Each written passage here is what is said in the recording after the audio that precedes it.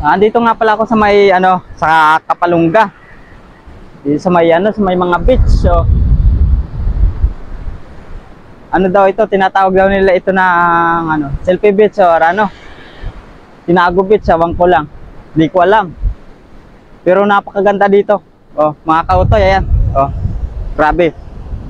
So nandun nga pala kami kanina sa kabilang tulay. At yun, nandun nga pala yung tower. Di kami doon nakapunta. Ayan. Napakaganda. Grabe oh.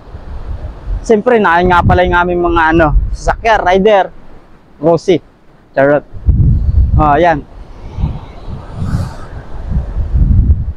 Napakaganda nga pala dito ng ano, lupa. Buhangin ba? Oh.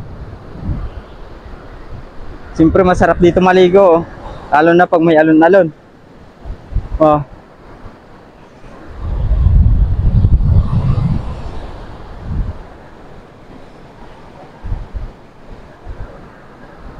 Okay, uuwi na nga pala kami.